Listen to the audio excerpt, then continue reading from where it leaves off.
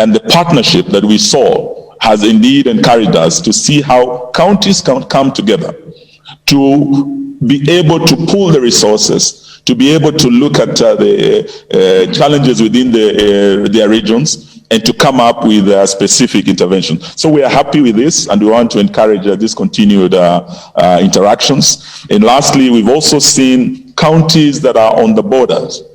We know that they have unique challenges, and we want to assure them of continued support from the national government.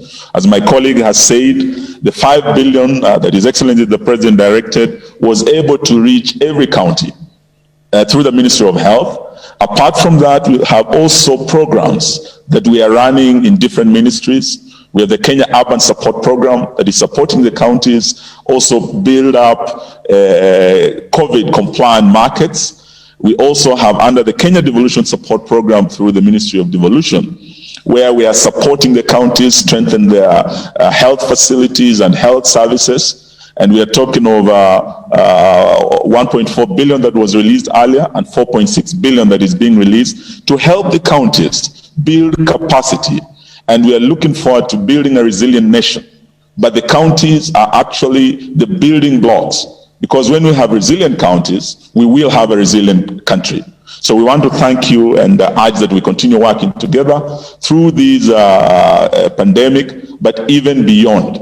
Because we know that there will be more disasters coming, there will be other pandemics coming. Experts are telling us that this is the terrible new normal that we have to live with. And we'll urge the counties to learn from the experiences we've had at this trying period. Set aside enough emergency funds, as we've always talked about this, so that we are better prepared for the future pandemics, the disasters, to deal with them together. I thank you very much for your attention. Asante. Thank you very much, Eugene. Part of the reality during this COVID time is we are also being supported by the international community. And now it's my pleasure to invite the Ambassador of Japan, His Excellency Roichi Orie, to also make his remarks. Thank you very much, Chairperson. His Excellency Uhuru Kenyatta, President of the Republic of Kenya, and Honorable Wycliffe Oparanya, Chairperson of Council of Governors, Honorable Mwangi Wairia, Vice Chairperson, and all the governors and the cabinet secretaries, and Mr. Walid Badawi, UNDP resident representative. It is my great honor to say a few words at this important and timely conference on COVID-19 with the various stakeholders. Before I begin, I would like to take this opportunity to express my sincere and heartfelt condolences to all the people who have lost their family members, relatives, or close friends to this deadly virus. I would also like to express my gratitude to all the essential workers in this country, especially the frontline healthcare personnel, including the doctors, nurses, paramedics, and the support staff at the various medical facilities around the country. Ladies and gentlemen, today I'd like to address how Japan has stood by the people of Kenya in this prolonged war against the virus. As some of you well know, Japan's ODA to Kenya started in 1963, and since then we have shared a long history of cordial relations and cooperation. That includes our supporting the establishment of KEMRI in 1979, the institution which is in the forefront in the fight against this virus.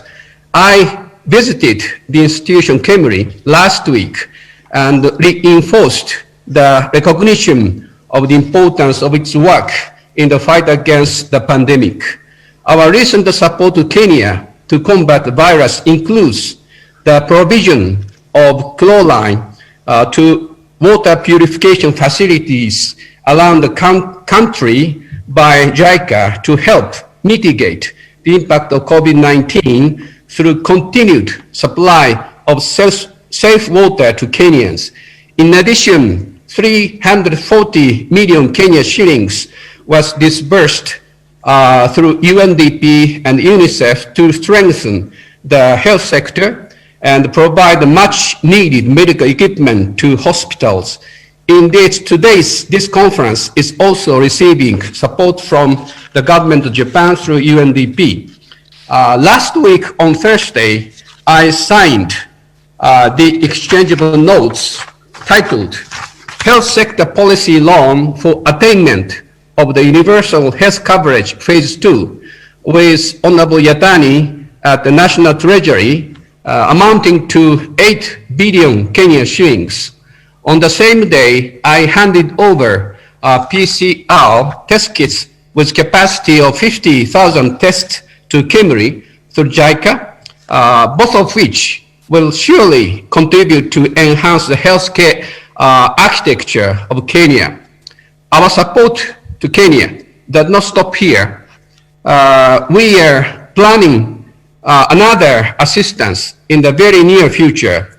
I agreed with Honorable Yatani of Treasury to sign on this Friday other exchange notes for 3 projects, including disbursing Japanese grant aid for the provision of medical equipment to over 10 counties in Kenya. And number 2, aid for the improvement of power distribution system in and around Nakuru City and around Mombasa City. And the total amount of 3 projects will be more than 3 billion shilling. All of them are grants. And in addition to those grants, Japan will provide 10 ambulances to Kenya through the counterpart fund to enhance the capacity of county-level healthcare system. Mr. President, I have one request. Please instruct your secretaries and Attorney General to just do it on Friday. That's my request to Your Excellency. The wide range of assistance reflects Japan's response and commitment to Your Excellency President Kenyatta's call for joint cooperation with county governments to fight against COVID-19. Your Excellency, Mr. President, I'd like to take this opportunity to present good news for you. The Ugongo Road expansion project phase 2 in Nairobi, which was implemented by Japanese grant aid, was completed at the end of April this year.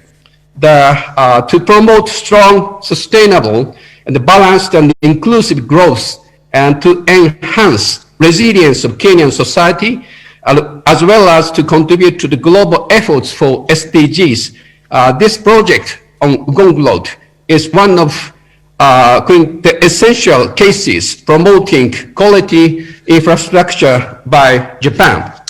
One of the key hallmarks of Japan's infrastructure project is its distinguished quality.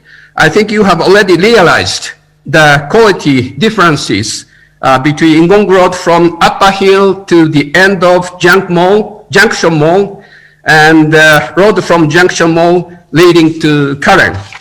I would not dare name any specific country here, but I hope to see Your Excellency soon on the occasion of the opening ceremony at Ugongo Road.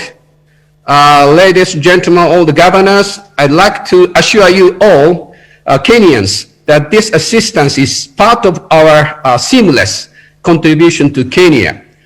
Through friendship and partnership realized and approved in the time of difficulties. While taking precautionary measures against COVID-19, Kenya has chosen the path to move the country forward. I appreciate the Kenyan people's courage and the tireless efforts in this endeavor. I'd like to commend the government of Kenya and all the county governments in taking timely measures to contain the virus, and as a result was able to keep the infection rate very low in the country. Finally, I'd like to thank all those who have contributed and were involved in carrying out this meaningful conference. Sisi Wajapani tuko pamoja na wananchi wa Kenya. Asanteni sana. Asante sana Ambassador, kumbe unajua Kiswahili.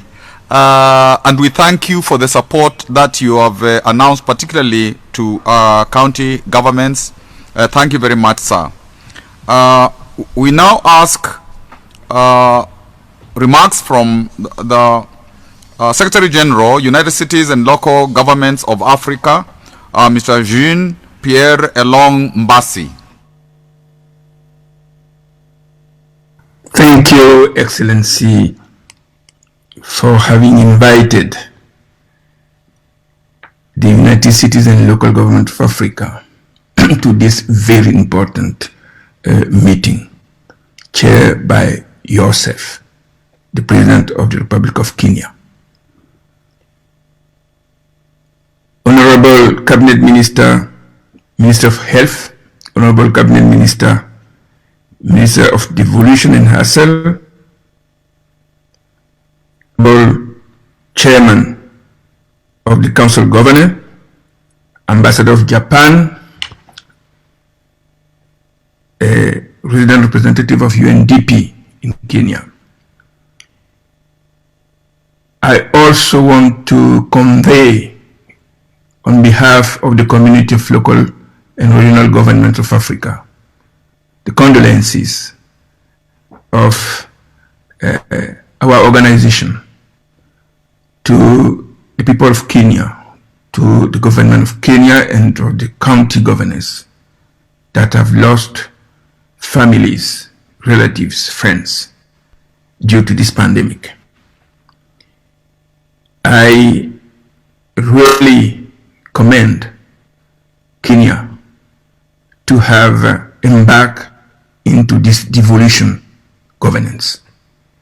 And Your Excellency, this was a right move, and it showed during this pandemic.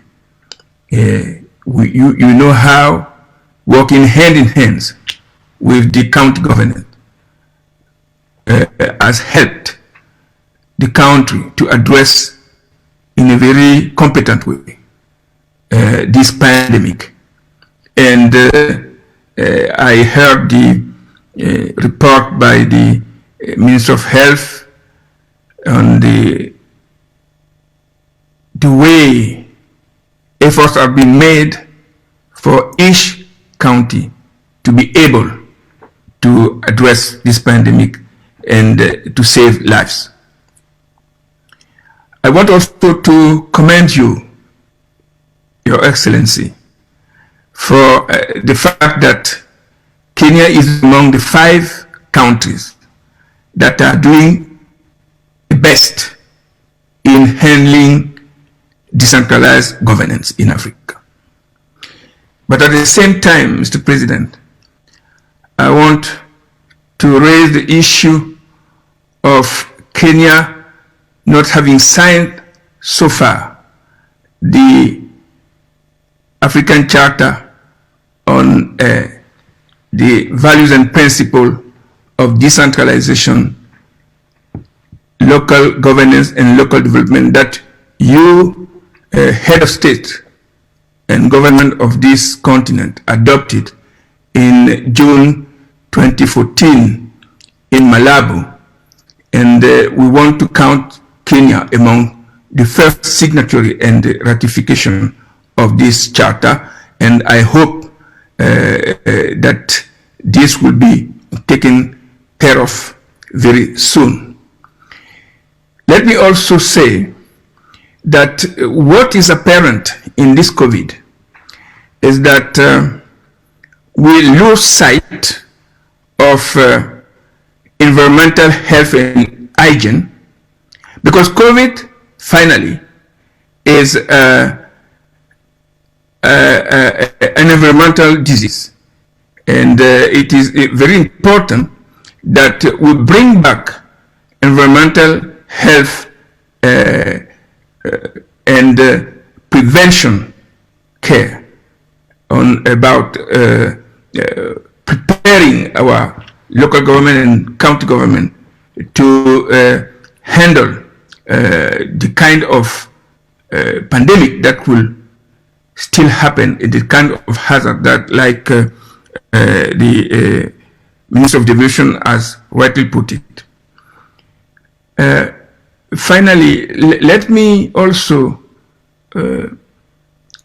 ask Your Excellency to pay attention on the fact that many of the county governments, and this is across Africa, many local governments will have a loss in their revenue of about 30 to 40% due to the home arrest, where many of our people were forced to be because of this pandemic. So we are asking you, Mr. President, to pledge, to advocate for the consideration of local government in the packages, support packages that normally both the national government and the international community will have to consider for the recovery of the economies and society. What also is important is that the compact, the social compact that everybody witnessed during this pandemic, give us an opportunity to renegotiate the way we will be building trust between the people and the public institution. And I think it is very important, Mr. President, that the county government be at the front line in the negotiation of this compact. And we ask that the local level, the subnational government level, be considered as the level that is the closest to the people, and where this new compact, this new social compact, will be best negotiated. I really want to commend your leadership, and I want to thank all the county governors for the effort they have put. And I want to mention that next year we will be coming to Kenya to celebrate the Officiate Summit in Kisumu. And Mr. President, I want you to be prepared, because for the first time, the Officiate Summit that you hosted in 2006 in Nairobi will be hosted in a secondary city, an intermediary city in Africa. This is a strong message we'll be sending, that it is the intermediary cities that are the bulk of urbanization in this continent, and that this is where we should start building the development of the continent from within. This is where we should start building the implementation of the Agenda 2063. I thank you for your attention. Thank you very much, sir. And now, to represent the UN family, I ask the UNDP resident representative, Mr. Walid Badawi, to make his remarks. Good morning. Thank you, Governor Kibwana, for giving me the floor. Your Excellency, President Uhuru Kenyatta, President of the Republic of Kenya, Your Excellency, Mr. William Ruto, Deputy President, the Vice Chair of the Council of Governors, Governor Wairia, the Secretary for Health, Honorable Mutai Kagwe, the Cabinet Secretary for Devolution and Asals, Honorable Eugene Wamalwa, the Ambassador of Japan to Kenya, Your Excellency Roichi Hori, the Secretary General of the United Cities and Local Governments of Africa, Mr. Jean-Pierre Villon Mbasi, Cabinet Secretaries here present, Governors here present, Principal Secretaries here present, all development partners and UN colleagues, all protocols observed. It is really a pleasure to join you today on behalf of UNDP to give some remarks in this important and timely virtual conference as we reflect on the impact and the response to the COVID-19 pandemic in Kenya to build resilience. Let me also express my sincere condolences to all those that have lost family and loved ones in the fight against COVID-19. For the first time since 1990, global human development is on track to decline this year due to COVID-19. This is happening in the same year that marked the beginning of a decade of action towards the Sustainable Development Goals. As evidenced across the world and here in Kenya, COVID-19 has fundamentally changed the context of development. And what we face today is, as you have repeatedly called it, Your Excellency, indeed a war. COVID-19 has amplified the long-standing structural deficiencies in health systems impacting on the most vulnerable. Drawing on UNDP's global experiences with other outbreaks such as Ebola, HIV, SARS, TB, and malaria, we are helping countries to respond to COVID-19. Working with governments at the highest level, we are helping to mobilize resources and support the development of national systems for strengthening transparency and accountability in the response to this pandemic. For example, recently in Nigeria, UNDP supported the COVID-19 Presidential Committee to set up a resource tracking dashboard to ensure greater transparency in the use of public financing for the COVID-19 response. In Kenya, working within the wider UN family under the leadership of our resident coordinator, UNDP is accompanying the government and the people of Kenya in efforts towards eradicating poverty, reducing inequalities, and building resilience to crises and shocks. On COVID-19, we are responding to the demands of our partners at both national and subnational levels, including ministries, the Council of Governors, county governments, the County Assemblies Forum, civil society organizations, and we are engaging the private sector on initiatives that aim to prepare, respond, and recover from COVID-19. This assistance is by no means exhaustive, but has included the following: providing frontline health workers in hospitals and medical facilities to counties most in need through our joint UN Devolution program, supplying PPEs across various institutions, providing medical waste disposal equipment to some 13 health facilities, developing and communicating factual COVID-19 to Kenyan citizens in local languages, promoting innovative digital solutions, working with youth in the areas of health, food security, and dignified work, enhancing business continuity of government through also digital solutions. We are also collaborating with civil society organizations to protect human rights, promote gender equality, and access to justice. We are working with the peace architecture in the country to mitigate potential conflict that could derail progress towards the SDGs. In the area of socioeconomic recovery, we are supporting the National Socioeconomic Recovery Strategy, which is linked to Vision 2030, the Big Four Agenda, MTP3, and of course, the Sustainable Development Goals. We are conducting socioeconomic research to inform county-level recovery strategies and integration into the CIDPs, including financing instruments for their implementation. We have developed a series of policy briefs on the impacts of the pandemic and are currently technically leading the UN's socioeconomic response aimed at saving lives, protecting people, and rebuilding better. Your Excellency, we have an opportunity to build forward better and greener, to restore balance between people and planet, designing and de-risking nature-based solutions as part of a new social contract for the world. Kenya, I am confident, can emerge stronger from this crisis with more robust, transparent, and accountable institutions in all sectors. UNDP stands ready to continue supporting your government and the people of Kenya.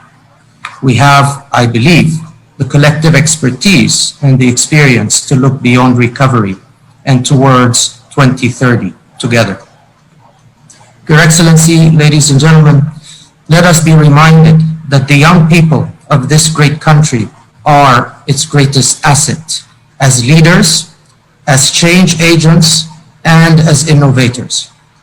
We must make sure that we prioritize solutions that put youth at the center of everything we do, with them and for them, as we recover from this crisis. We commit to leveraging and working under the GenU platform that Your Excellency launched earlier this month and for which you are a global youth champion. As I conclude, let me summarize 4 key messages. While I wish to congratulate the government of Kenya for putting in place robust COVID-19 management strategies that we have heard about earlier, and these have been critical in containing the spread of the virus and minimizing losses, both economic and human, we cannot be complacent. We must keep our foot on the pedal. 2, as the world seeks to build forward better, we must ensure that the SDGs and its core principle of leaving no one behind, particularly our youth and women, remain our compass in devising our recovery strategies. 3, let us be reminded that this is a moment for all humanity to rise above business as usual and deliver the most efficient response possible with the highest standards of integrity. Together, we will win this war, but only if we seize the opportunity to unite against a common enemy armed with the right strategy as we learn from the lessons of others. In closing, I wish to acknowledge and thank the government of Kenya, our bilateral and multilateral development partners that continue to stand with the government and people of Kenya in responding to the COVID-19 pandemic, and who have entrusted UNDP to serve as an implementing partner for many of their programs. Specifically, I want to thank the government of Japan through the Ambassador, His Excellency Hiroishi Hori, for enabling UNDP to support this important conference, as well as other COVID-19 response and recovery measures being implemented through us. We will continue to fight this pandemic and stand with you solidly. I wish this conference every success. Asanteni. Thank you very much, Badawi. And now it is my honor and pleasure to invite our Chairperson, Council of Governors, Governor Wycliffe Ambetsa Oparanya, who will make his remarks, and then he will proceed to invite our President. I had wanted to do that, but it is an honor reserved for our Chair, and our Chair will introduce our President. Oparanya. Yeah. Your Excellency, Honorable Uhuru Kenyatta, the President of the Republic of Kenya, His Excellency Dr. William Ruto, the Deputy President of the Republic of Kenya, Excellency Governors and Deputy Governors, Cabinet Secretaries present, High Commissioners and Ambassadors, representatives of the national and county governments, development partners, private sector, international guests, fellow Kenyans. On behalf of the Council of Governors, I take this opportunity to extend my most sincere gratitude, first and foremost, to the President of the Republic of Kenya, His Excellency Uhuru Kenyatta, and to each and every one of you for honoring our invite and choosing to participate in this virtual conference. For the past 6 months, Kenya has been among the many countries of the world that is managing the COVID-19 pandemic. This virtual gathering today will provide us with a platform to collectively reflect on government's action in the prevention and control of COVID-19, discuss the impact of the disease that has had in our nation's socio-economic space, and recommend strategic and sustainable interventions that can be adopted by both levels of governments for this and for the future pandemics. Allow me, Your Excellency, to convey appreciation to you for the effort to bring the national and county governments together with a view to forging coordinated national response to COVID-19. Thus far, we have held 3 extraordinary summit meetings which have allowed the 2 levels of government to galvanize collaborative measures in the fight against COVID-19. Fellow Kenyans, more positive cases continue to be recorded every day. More deaths keep being reported. The nation continues to witness more despair and hopelessness owed to the closure of businesses, low incomes, and loss of livelihoods. Tourism, a bedrock of the Kenyan economy, has taken a huge blow from both domestic and international restriction of movement.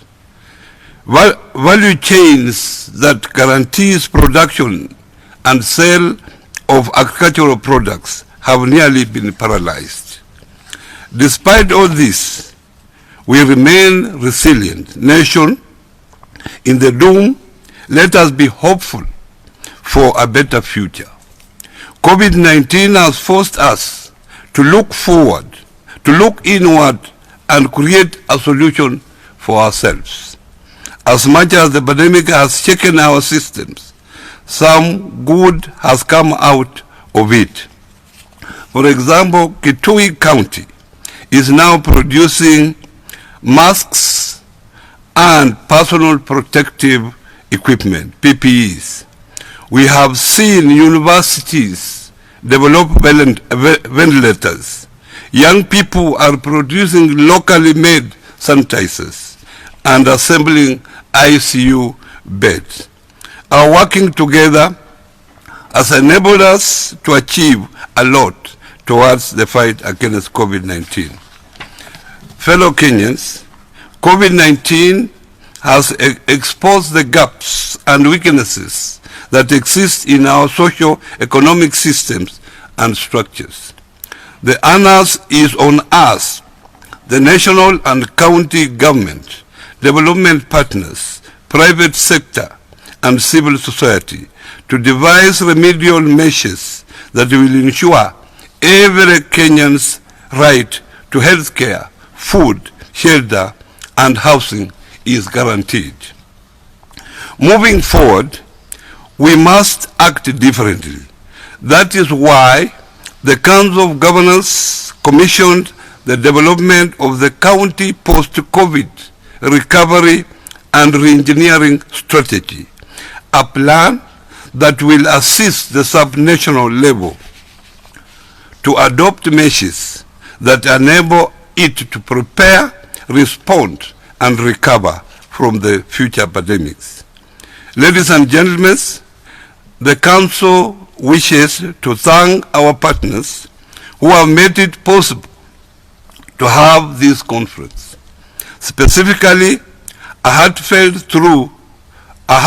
thank you to the United Nations Development Program through the Japan government, the World Bank, and the County Pension Fund for supporting this conference.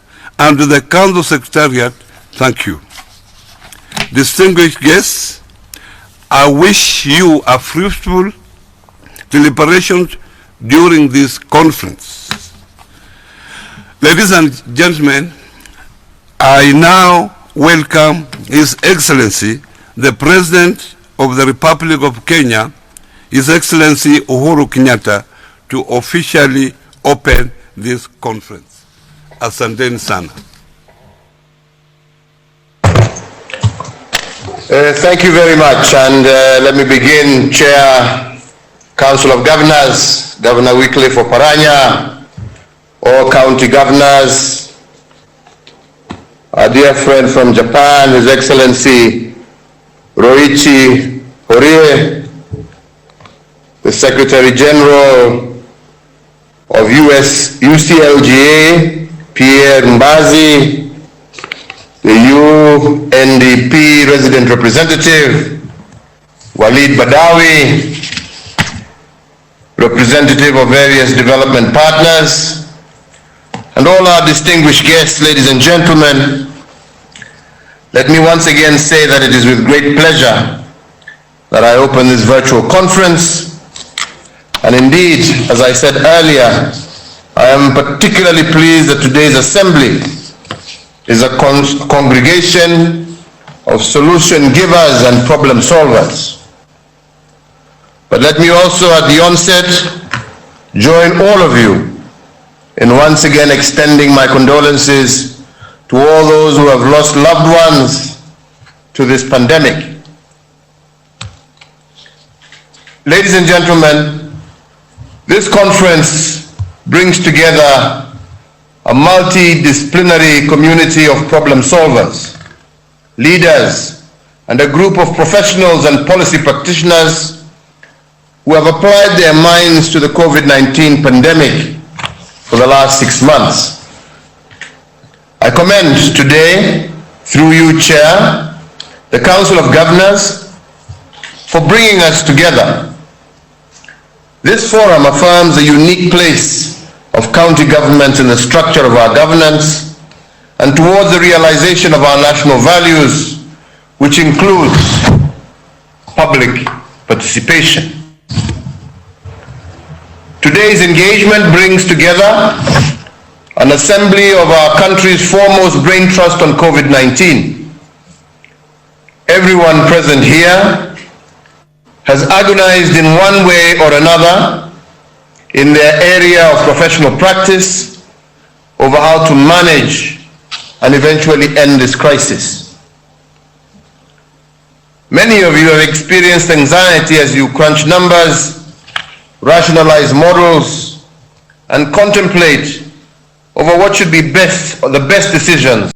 More often than not, as I have indicated in my previous statements, the agonizing dilemma was one between two rights. Never before in the history of our nation has a head of state been called upon to invoke the Public Health Act and issue containment measures that would significantly affect the enjoyment of various liberties, rights, and freedoms of our people. And so today we gather here to harvest the results of these collective experiences and together chart a way forward for our nation's future. We are here to collect and build on the best practices that we have all recorded in the last 6 months. So today, if you are the custodians of best practices in the fight against COVID-19, you must remember that best practice is never implemented retrospectively. It must be applied instantaneously. Timely and instantaneous implementation of what has worked is what will take us forward and most significantly secure the gains that we continue to make. But as we implement best practice after council of this conference, our shared goal must also remain in sight.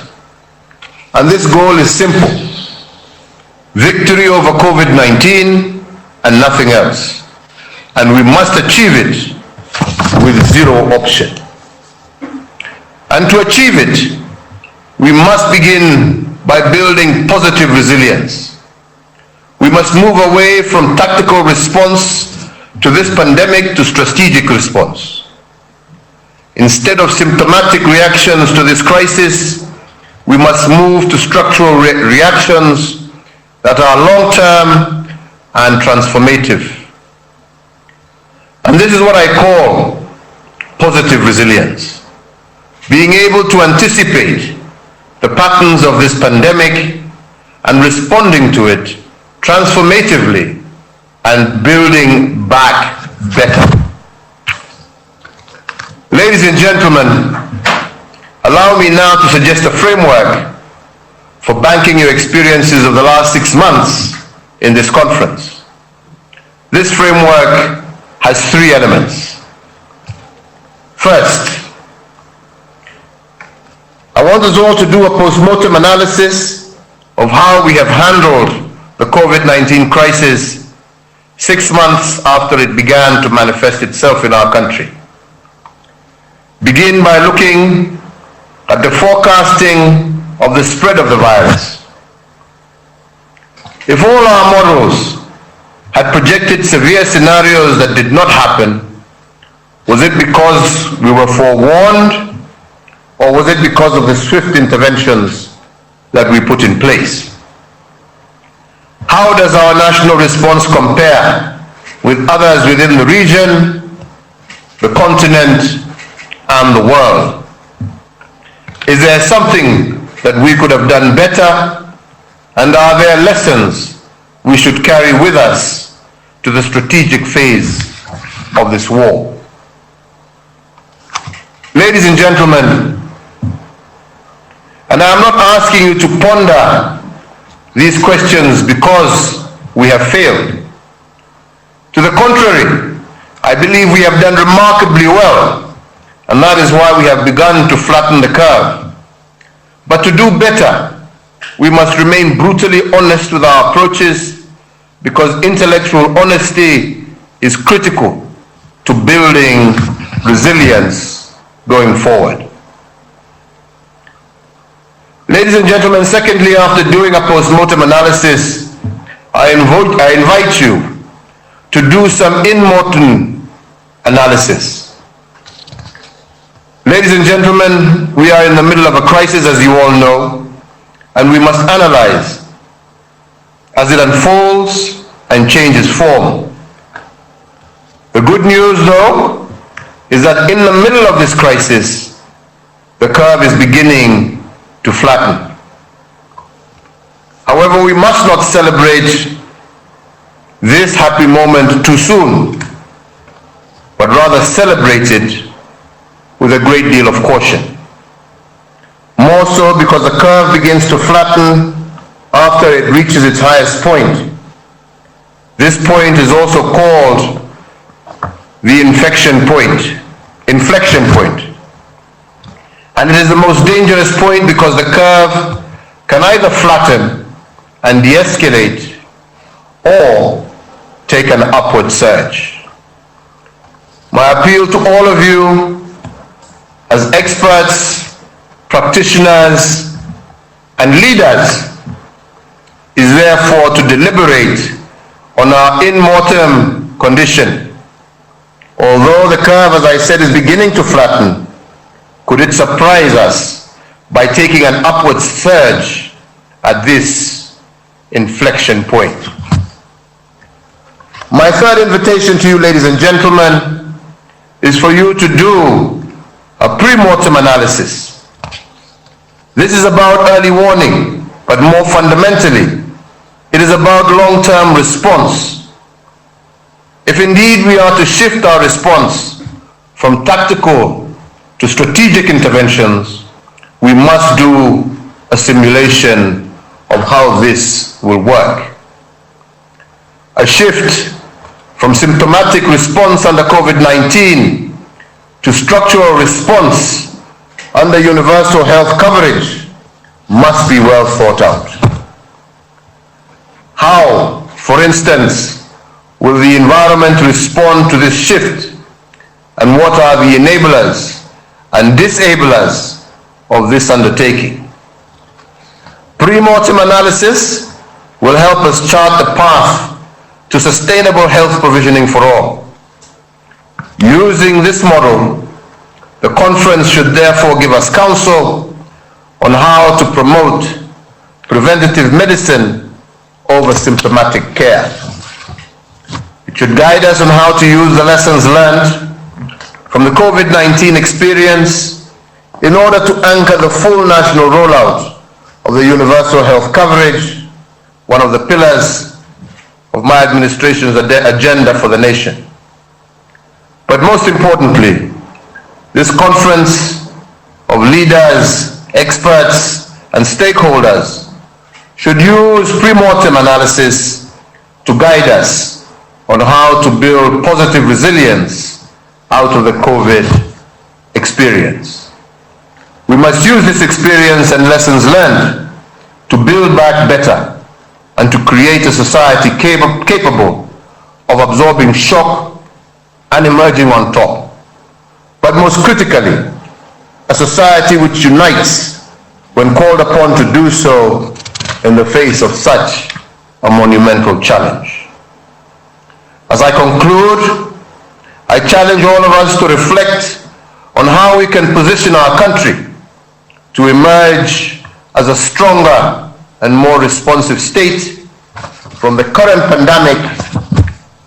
And with that, ladies and gentlemen, I want to wish you all very productive deliberations and, more importantly, look forward to your counsel on the steps we could adopt to conquer this invisible enemy going forward. It is now my pleasure to declare this conference officially opened. I look forward to participating and to offering some concluding remarks. I thank you all. God bless you all, and may God continue to bless the Republic of Kenya. Thank you. Asanteni sana. Very much, Your Excellency, for that speech and also for opening our conference. But I will request that you stay on briefly, because I know you have a lot of work and you are a busy person. We have a video that is coming up on the COVID-19 county government experiences. So you watch that. It's just 2.5 minutes, and you will be able maybe to release you, and we expect you early afternoon so that you can also close the conference for us. Otherwise, thank you very much. Now,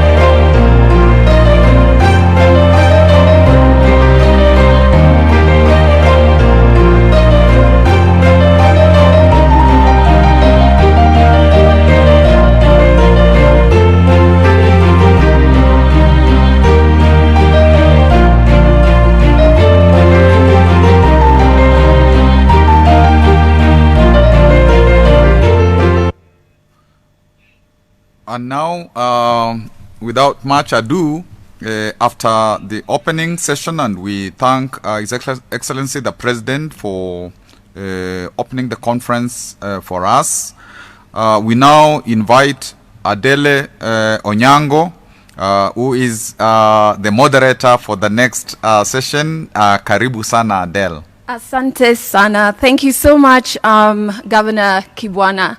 You did an amazing job as a moderator for the opening of this very important conference. And for those of us who are just joining us, I want to welcome you to the COVID-19 virtual conference. My name is Adele Odyango. I will be your moderator for the next panel, a very important conversation. And we're about to dive into just talking about our preparedness and response to COVID-19. Ultimately, we're going to be reflecting on the past 6 months. So if you are following, and Twitter is your favorite social media platform, remember you can send through your questions for any of the panelists, or if you want to chime in on the conversation. The hashtag to use is COVID-19 Conference 2019. And if you are on Facebook, you can send through your questions as well on the Council of Governors KE. That's the official Facebook page. And those on our Zoom chat room, feel free to type through your questions. We will have a brief Q&A later on at the end of the panel. But to help me have this very important conversation, I have a brilliant panel, but we will start off by really looking at our public healthcare and emergency response, and the systems and what we need to redesign as we reflect on the past 6 months. What worked, what didn't, what do we need to change? And to start us off is Governor Mohamed Kuti, who is the chair of the Health Committee. Welcome. And I also have Dr. Githinji Gitahi, who is the Group CEO of Amref Health Africa. Thank you so much for joining us this morning to have this very important conversation. I would like to start off with you, Governor Mohamed. Of course, when you engage with the various healthcare workers who really are the lifeline of this fight against this pandemic, I just want you to share, what do they say is working, what do we need to change, and also to speak to their very valid concerns around their safety. We've heard concerns around PPEs, risk allowance. So perhaps we could start with you, Governor Mohamed. What are your thoughts on that space?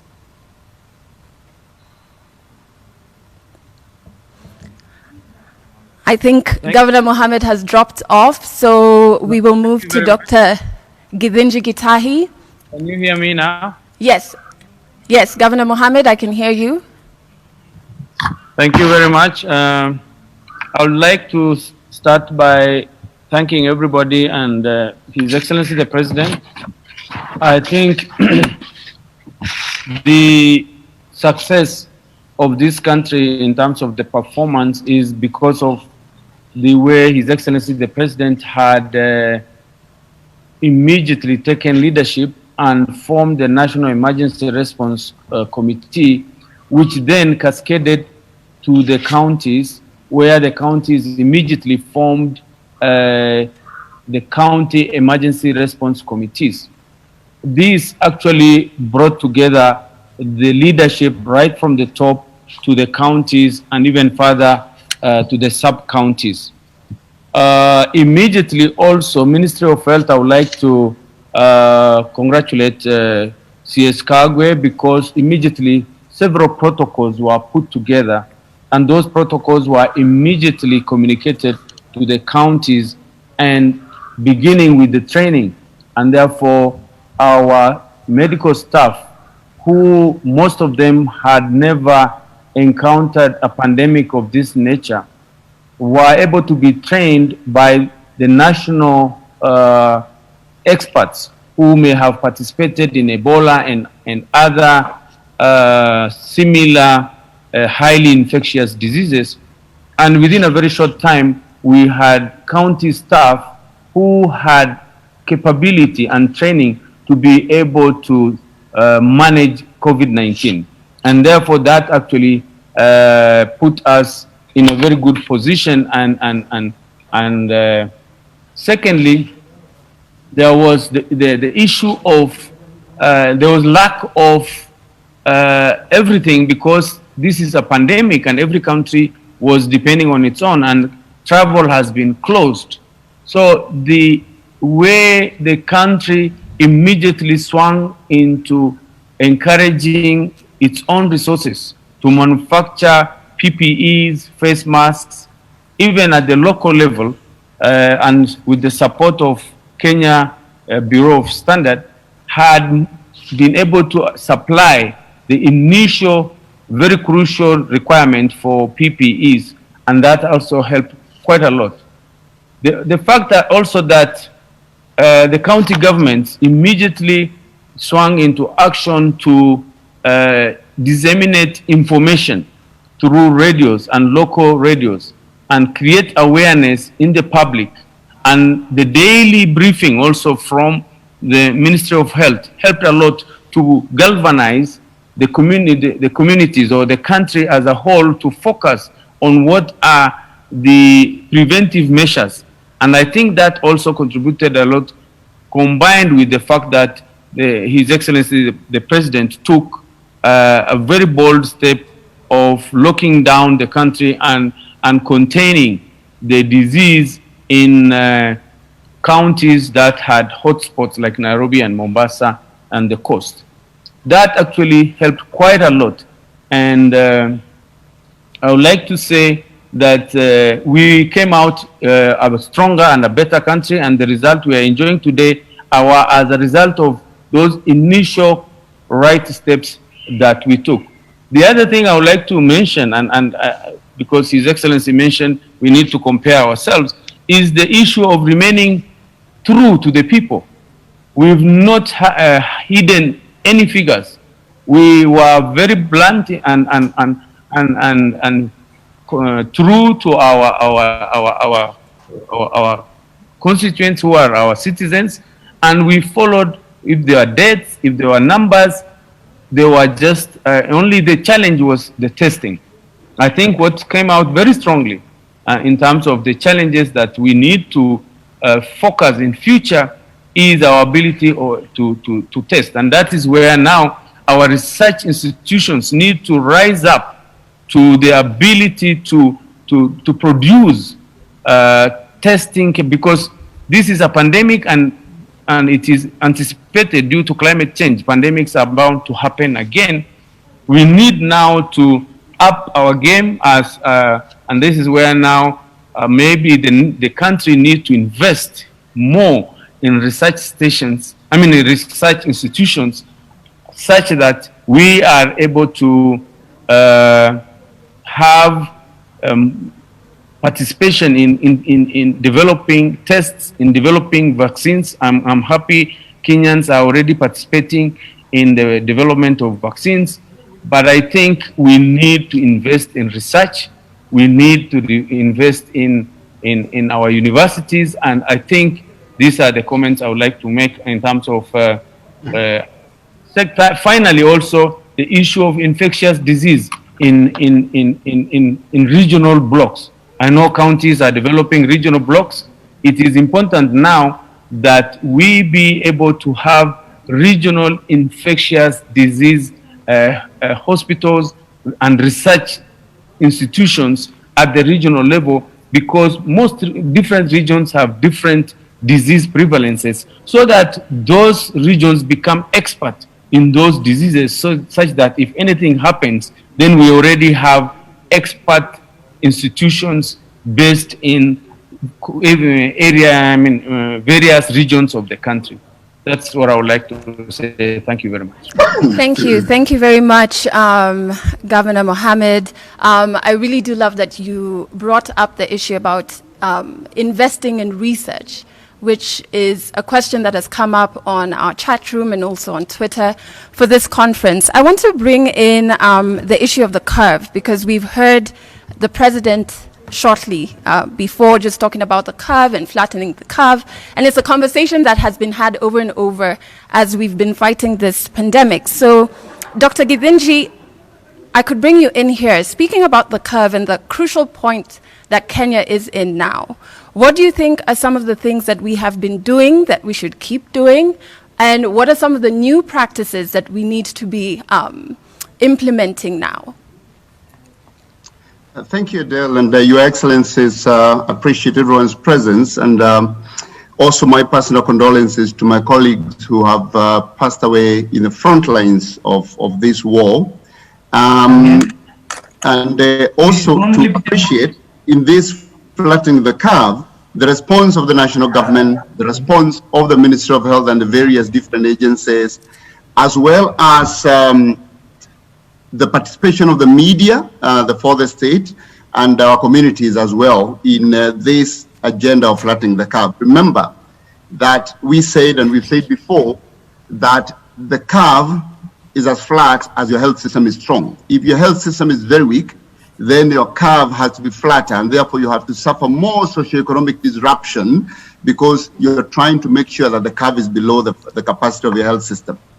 But as has been reflected on by others and Governor Kuti specifically, in terms of the early response, Kenya has done fairly well in this response. I remember many days and many nights with the National Task Force, colleagues from across different sectors discussing what to do and how to move on with this response. And one of the things that worked very well was the very early response, closure of borders, contact tracing. The initial response on the contact tracing worked fairly well, and the build-up to testing capacity, though it did not work very well with the counties, and I know counties are still struggling with testing. You know, I talked to one CEC who said they're waiting for results for 14 days. Wow. This is one of the things we must address. But the public health measures as well, the adoption worked very well in terms of hand washing, masks, and all those, in order to flatten the curve. Remember that flattening the curve is largely about reducing the force of transmission. It's reducing how many people one infected person can infect. And therefore, when we advise, and the government advise people to wear masks, to wash their hands, to social distance, that has played a big part in flattening the curve, and must thank our citizens for responding to that call. The other thing that worked very well is communication. You know, daily communication with the media being very, very involved in talking to the people, giving us opportunities to talk to the people, worked very well. And finally, collaboration also worked very well. We're seeing multi-agency teams at national level, at county level, also regionally with WHO, Afro, Africa CDC, and others working very well to assist this country. But there are things that do not work very well, and these are the things we need to reflect on within His Excellency's framework, also doing an in-mortem and a pre-mortem. One of the things we've seen is that obviously social disruption, and this has brought together many things. Some of those things, other than occasional abuse of human rights, and police brutality, we've seen rising FGM, rising teenage pregnancy, we've seen hunger. All these things have not worked very well, and I think they reflect on what has been said, that we have a weak socio-economic system. I think this is what Governor Oparanya was trying to say. The next thing is community ownership. We saw government leadership, but we did not see community ownership in the very early days. Governments are trusted so that their strategies are implemented, and we saw people actually wear masks because of the police. So these are areas that do not work well, and I think moving forward we want to ask ourselves, as the government leads the response and any other response in the future, what is the role of community ownership in actually making the response successful? The next thing we saw that did not work very well is centralized supply-based response, where we saw the national government and all these other agencies sending resources to the people, sending PPEs and sending all these things to the hospitals. And I think I'll respond, I'll talk a little about that, because it's very important that the response is based on the ground where the infections are happening. I think we saw a lot of counties waiting for money to be sent from national government. We saw hospitals waiting for money to come down from counties, whereas an emergency response is like flooding. Communities wake up and they find floods in their houses and they have to know what to do. This is the response that we want to build. And this was tied to the financial strategies that were more centralized and going down to the counties. So I want to say that COVID-19 has actually shown us that it's not enough to have a crisis response, what His Excellency the President called tactical response. It is necessary to also build the foundation of the underlying health system. And I want to mention key things that I think are really important in looking at the pre-mortem and how do we bounce forward instead of bouncing back where we were. First is we need adequate public financing. We need adequate public financing to healthcare. Right now, Kenya is spending less than 200 billion, combining county and national. And that, when you calculate, is going to be about $30, $32, $35 per individual, where countries in other areas, maybe middle-income countries, are spending up to $500, $800 per individual. High-income countries are at $4,000 per individual. So we need to think about public financing. Secondly, universal health insurance through NHIF, so that we put money in people's pockets through the NHIF card and they decide where to go. And this needs to be based on an agreed benefit package that includes public health, not only secondary and tertiary care. And finally, that if you put money in people's pockets, you must then give the facilities facility autonomy and responsibility over the money. I always marvel at how much we give autonomy to schools through Board of Management to collect fees and to spend it. But when we come to health, we are told the Public Financial Management Act does not allow autonomy of facilities. Yet we give it in the education system with 24,000 schools.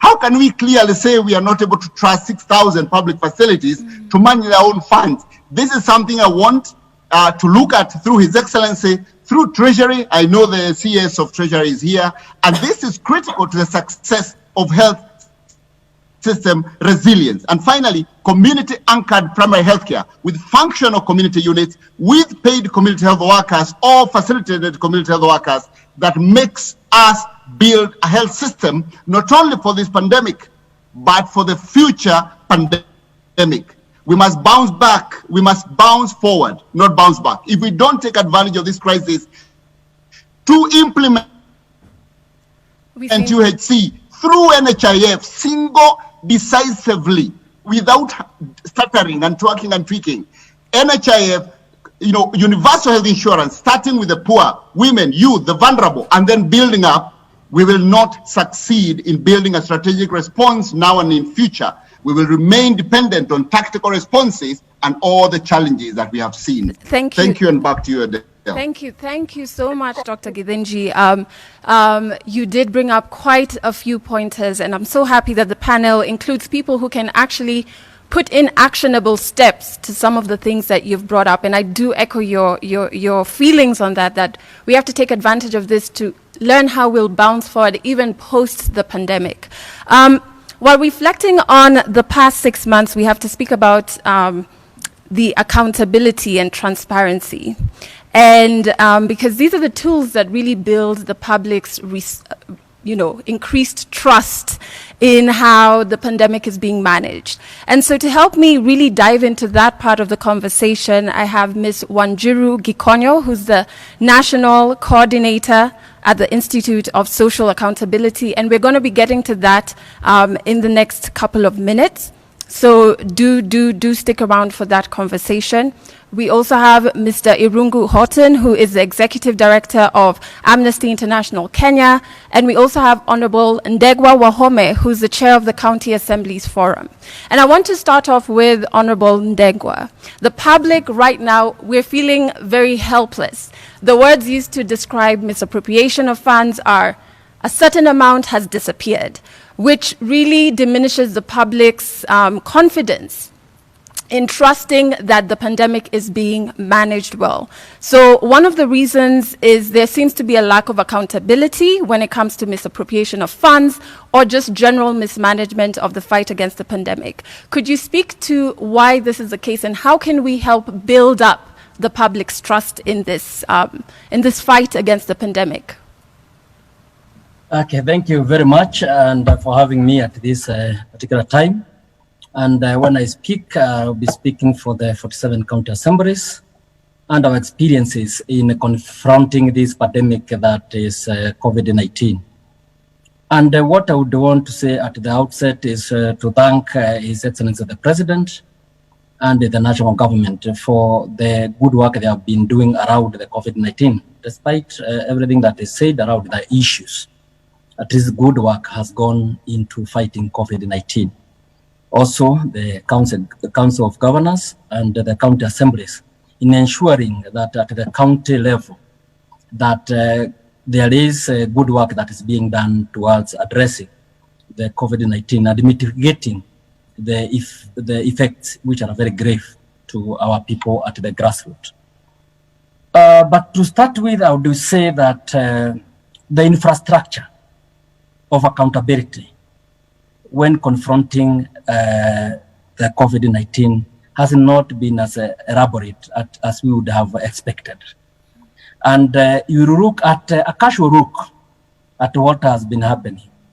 You'll find that the national parliament which is the National Assembly and the Senate, and also the county assemblies, which play a very critical role in oversight to ensure that public resources are used prudently. They are nowhere. I think you have seen statements being issued even by the Minister for Health, who is with us here now.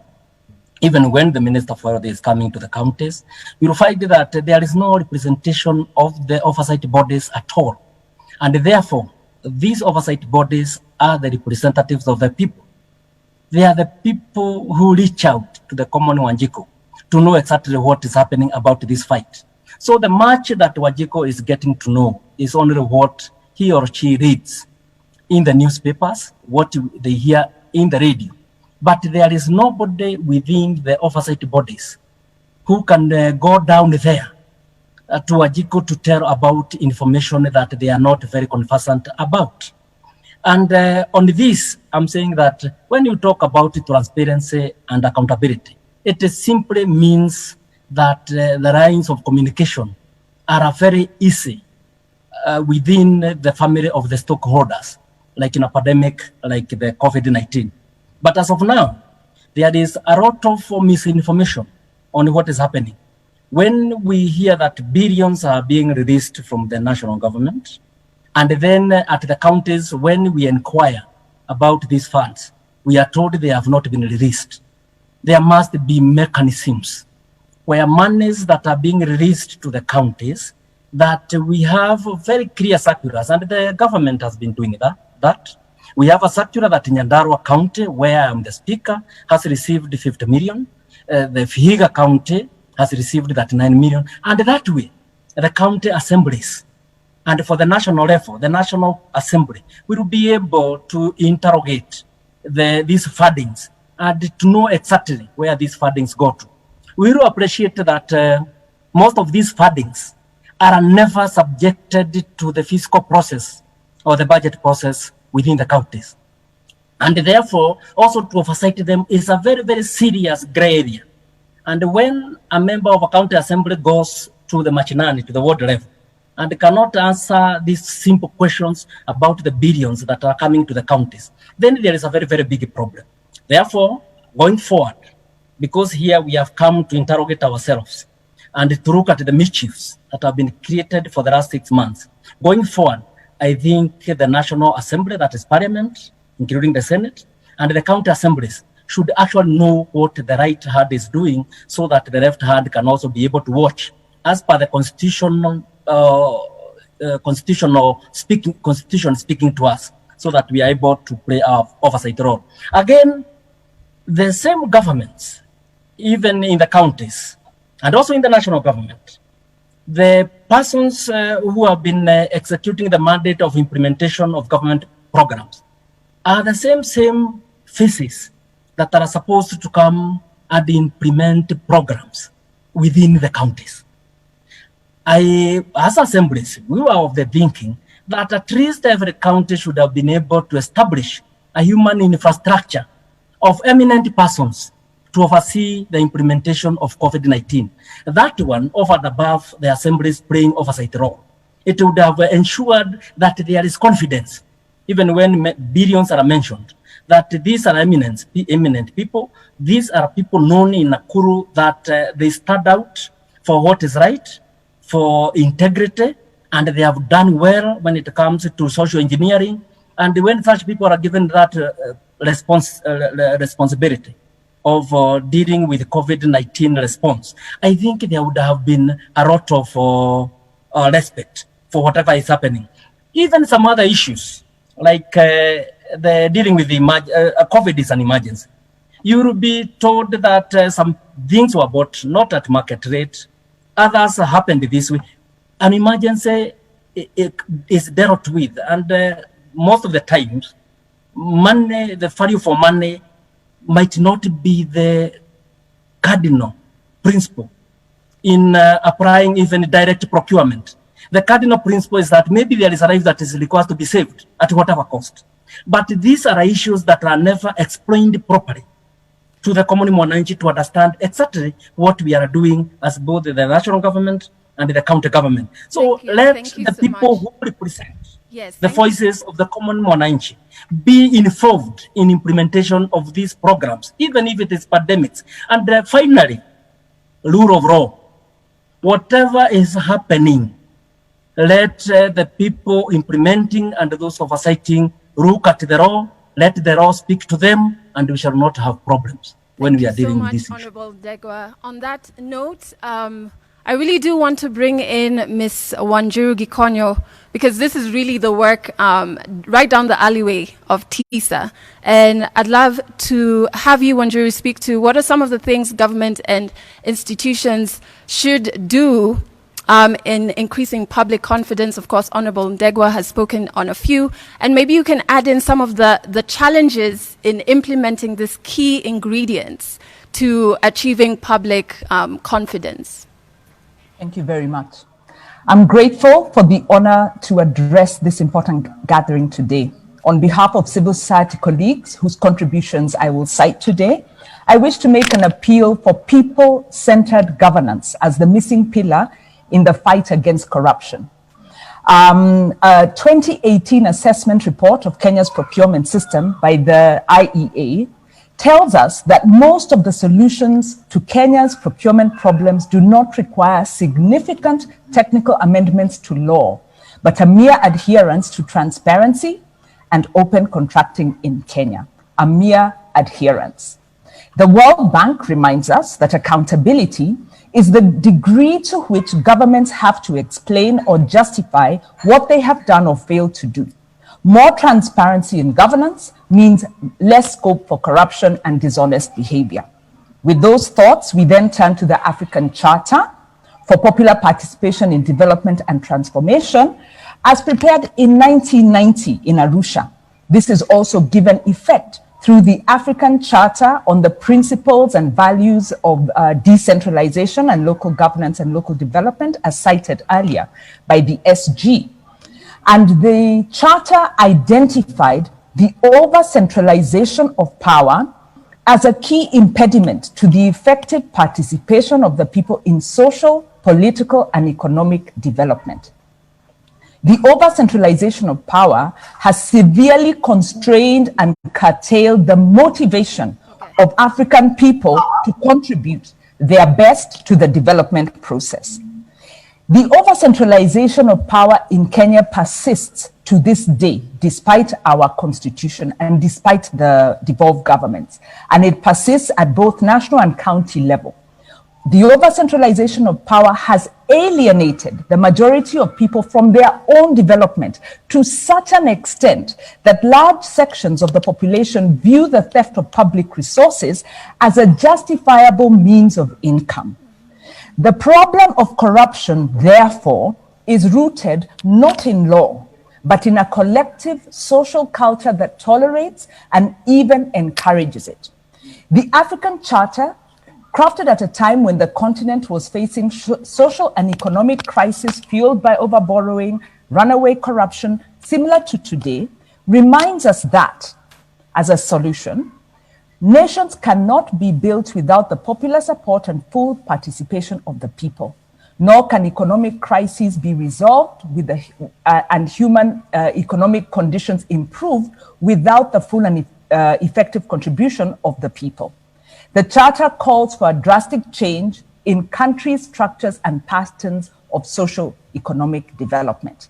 This was reiterated again in April of this year by African intellectuals who called for a radical change and urged African leaders to think of the crisis as a symptom of deep structural problems that Africa has to confront if it is to become a sovereign actor in the new global order.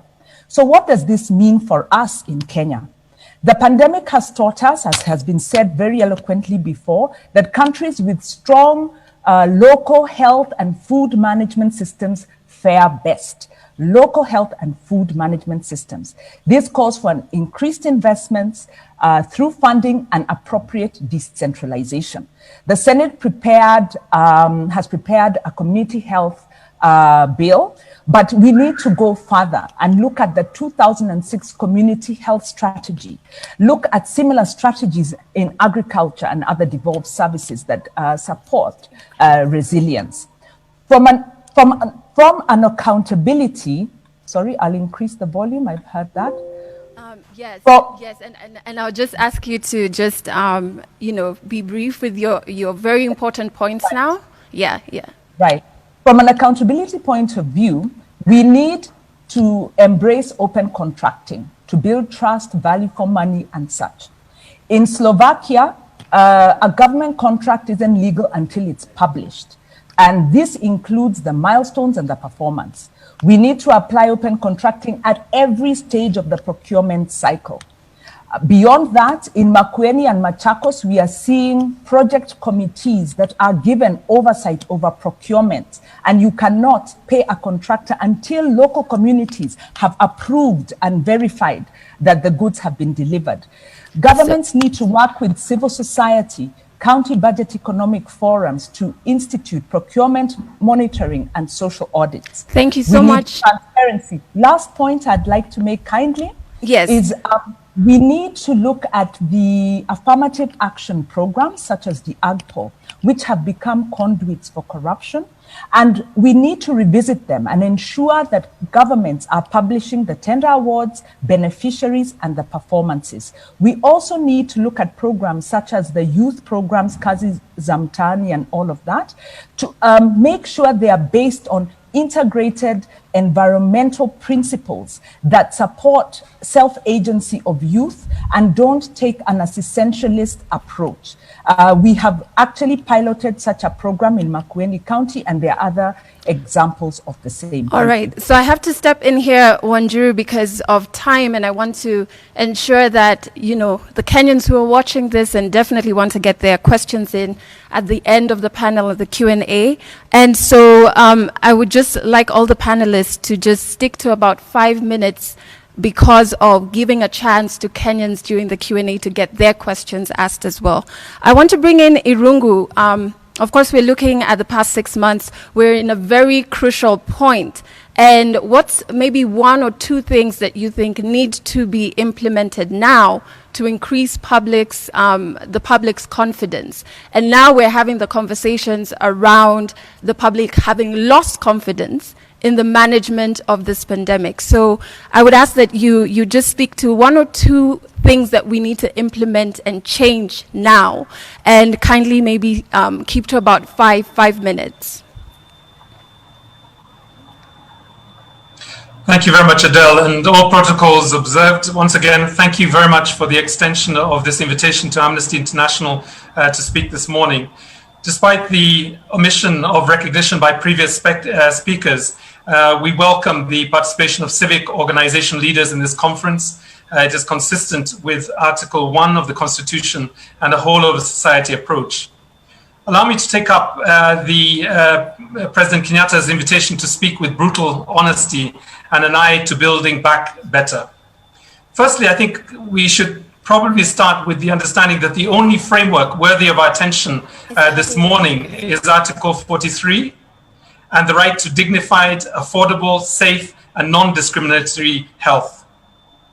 Last week, the polling company InfoTrack and Research Consulting released the Distressed Yet Defiant Opinion Poll that was commissioned by the Kenya National Commission for Human Rights and 8 human rights organizations. And these are some of the findings that have come back in terms of their conversations with the public. 30% of the population feel that the health ministry has handled the information flows to the public well. So I think this agrees with Dr. Gidinji.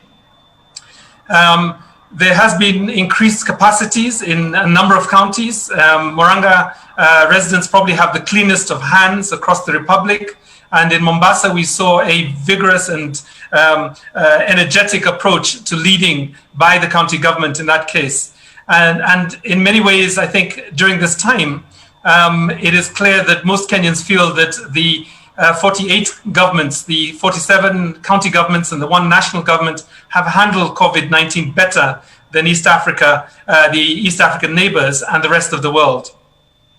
75% of the population 2 weeks ago associated devolution with improved development services. But this is the catch. 87% of the population associates devolution with increased corruption. And sadly, we now have added a number of new words to the English language: COVID billionaires, rela thieves, and onwards. 60% of the population feel that the curfew was brutally managed by the police. 17% feel that the forced mandatory quarantine program was mismanaged.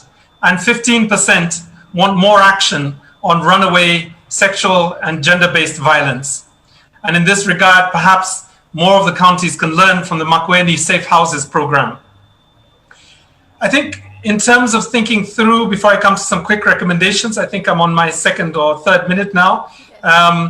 There were 3 systemic constitutional failures prior to the outbreak of COVID-19, and they have probably cost lives and the opportunity to flatten the curve much faster over the last 6 months. The first is the failure to devolve health fully to county governments. The second is the failure to roll out universal health coverage. And the third is the failure to introduce transparent and open government contracting, as been said by Wanjiru. So there are probably 4 or 5 general policy actions that I think we could learn from. The first is that, I think the wisdom that we had at the beginning of the COVID-19, particularly in terms of the cabinet decision to use the Public Health Act, not the emergency or the state of emergency procedures legislation, was critical, and it needs to be applauded. We now need to think seriously about abandoning the procurement-driven curative model in favor of preventative health and release the Ministry of Health's grip over finances to the county governments. Specifically on corruption, the cabinet must announce now a national emergency task force anti-corruption structure and strategy, which should include a bench of publicly respected internal auditors and the institution of several internal audits processes and systems. The Health Ministry must place all standardized costings, procurement tenders, contracts, bills of quantity, delivery notes, information on beneficial ownership, and payments on a public information portal. If we do not do this at the national level, then I do not think we are very serious about dealing with the threat of the more important C virus, and that is corruption. Thank you so much, Irungu, and I love how you've detailed everything very clearly, as well as with Wanjiru earlier. And the great thing about this COVID-19 conference is all the points you're putting across, the people who can bring these points to life so that we can see an increased level of trust from the public in how the pandemic is being managed are here. So I hope they are taking the notes and they are trying to see how these points you bring out can be implemented. We have to look, since we are looking back at the last 6 months and how Kenya has handled this pandemic, we have to look at the early warning system, right? And by the time we had our first cases, we had seen how it had played out in other countries. So then it begs the question, why was Kenya caught flat-footed? And to help unpack this and answer this very tough question, I have Dr. Rudy Eggers, who is the World Health Organization's country representative. I also have Honorable Mutahi Kagwe, who is the Cabinet Secretary in the Ministry of Health, and we have the Governor of Mandera County, Captain Ali Roba. I would love to start off with Honorable Mutahi Kagwe.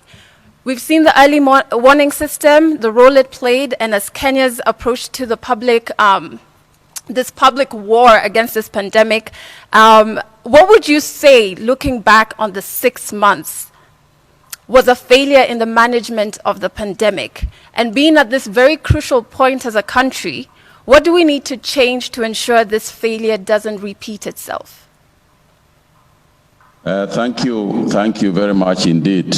Let me start off by saying that how grateful I am and appreciate the previous contributions that have been made, particularly by Wanjiru and Irungu, and to say that they had some good ideas which we will implement to start off, just to confirm that. Because sometimes when lies are told for long enough, they actually begin to sound like the truth. On the issue that is before us and the early warning system and why we were caught flat-footed, let me just say this. We were not caught flat-footed. Let me start from there. because as my colleague who is here with me, and by the way, I think you skipped one item on 3. According to the program I have, you skipped number 3, which was on managing attitudes and behavior by Dr. Amos. Yes, he's not which online. I suppose you can go back to. He's not online yet. Sorry? He's not online yet, but we'll definitely get back to him. Okay, so I just wanted to say that first, we were not caught flat-footed. There was a lot of, as I had said during my remarks, I did point out to the series of events that took place prior to the first case that we got here in Kenya, all the way from the task force, the national task force being constituted in January. That is when they heard about the Wuhan experience. So in January, they made the task force. They developed a contingency plan. We developed a contingency plan.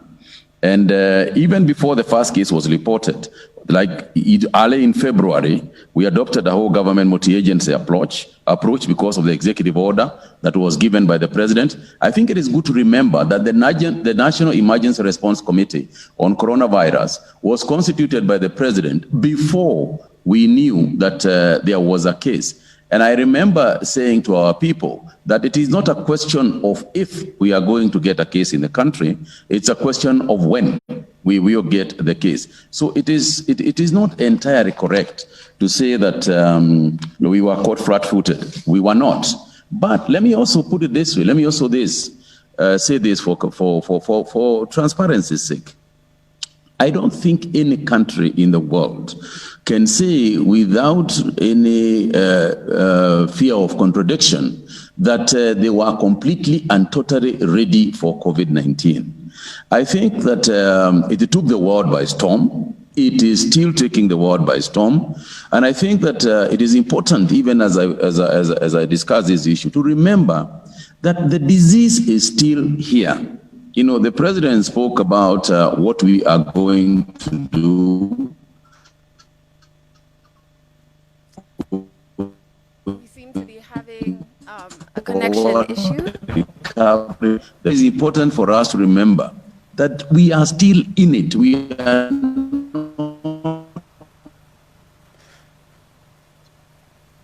We seem to be having a connection issue with Honorable Mutahi Kagwe. We'll definitely try and get back online with him. And as we do that, I want to bring in Dr. Rudy Eggers, who's the World Health Organization country representative. And in terms of the information around the pandemic, every day we're learning something new about the pandemic. And sometimes what we learn tomorrow contradicts what we learned yesterday, right? How do you prepare people for knowledge that perhaps could contradict previous knowledge on the virus? Thank you, Adele, and thank you also for this opportunity to speak to the Council of Governors and all the governors and the government of Kenya, and really to the people of Kenya. So clearly this is a global pandemic. It's the worst in a century. So I totally agree with C.S. Kagwe that very many countries, not only Kenya, but very many countries were struggling to actually be prepared in time and have enough information and preparation in time. Even the most prominent countries of the world were really struggling with this issue right from the beginning. If we look at the Kenyan response and the early warning system, I think there was very early awareness of this disease and the potential of this disease to really cause havoc in this country. There was initial preparation. I would point you to the fact that Kenya was one of the first African countries outside South Africa that had the ability to do lab tests.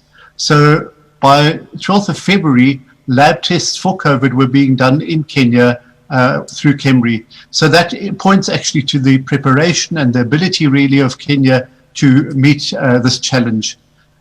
Once the first case appeared, we had very rapid response with the public health measures instituted by His Excellency the President, and those measures were really informed both by the in-country laws and directives, but really also with the experience with Ebola disease and with the WHO guidelines that were behind them.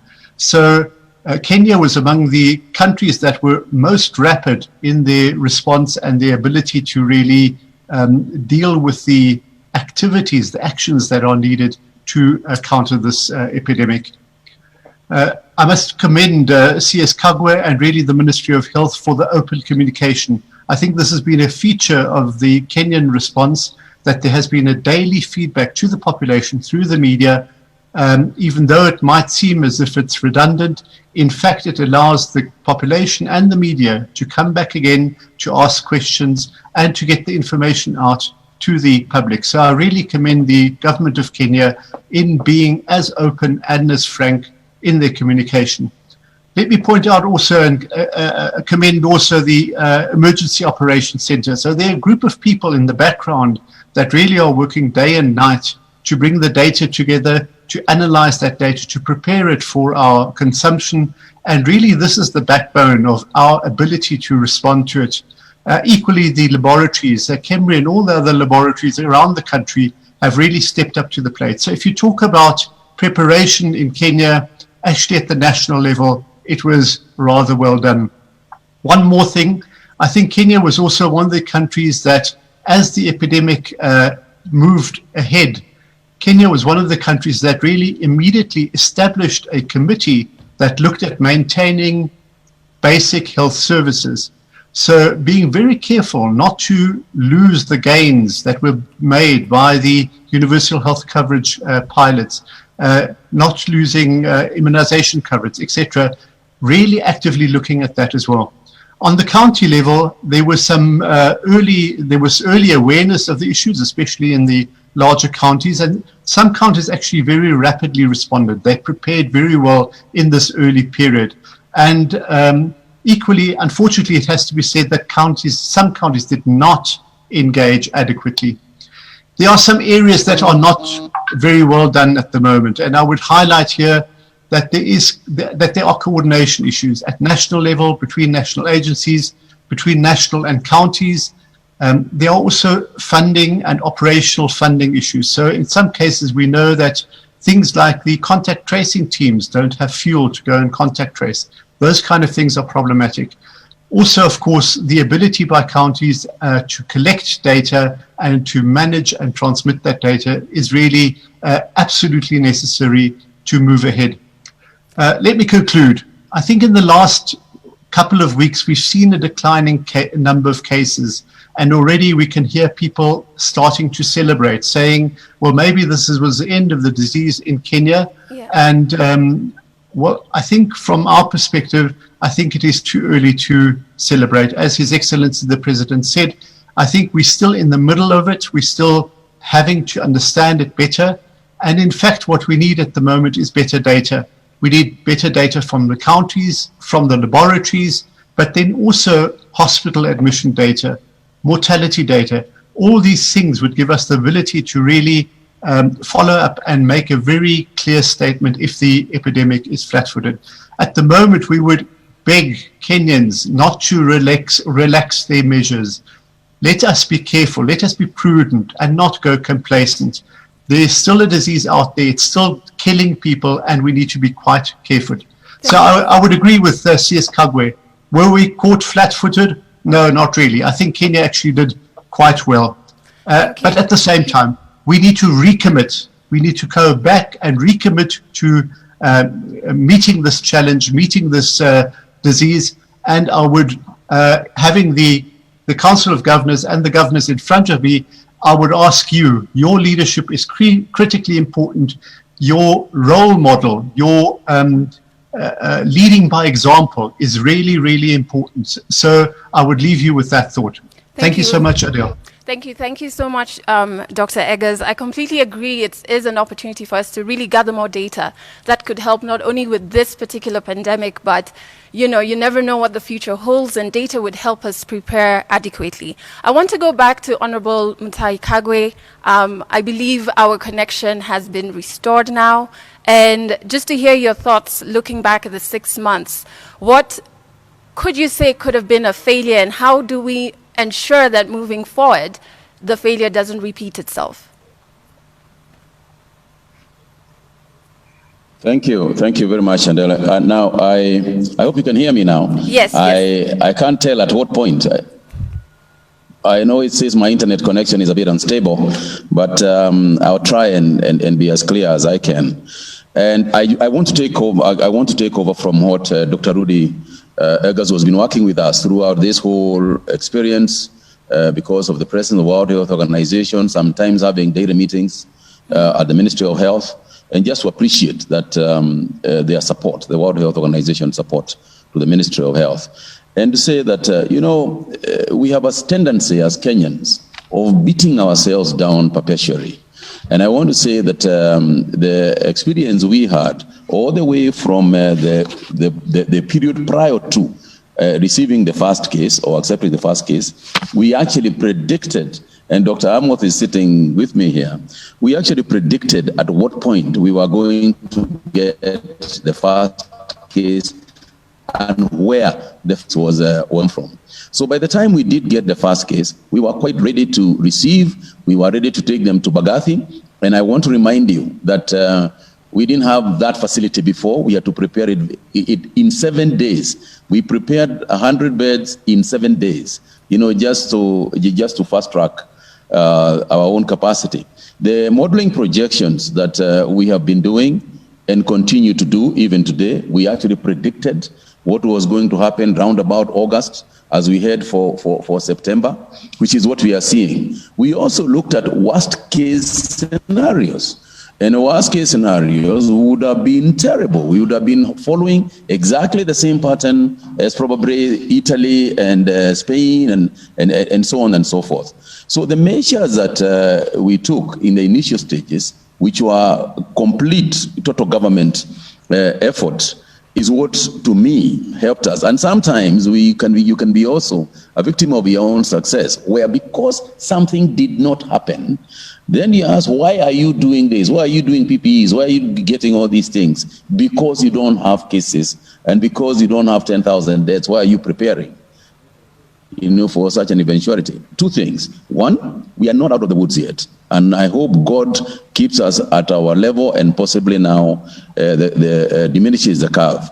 But let's not also forget that we were told what to do, worst case scenarios, if we don't take measures. It is because we took measures that we are possibly where we are today.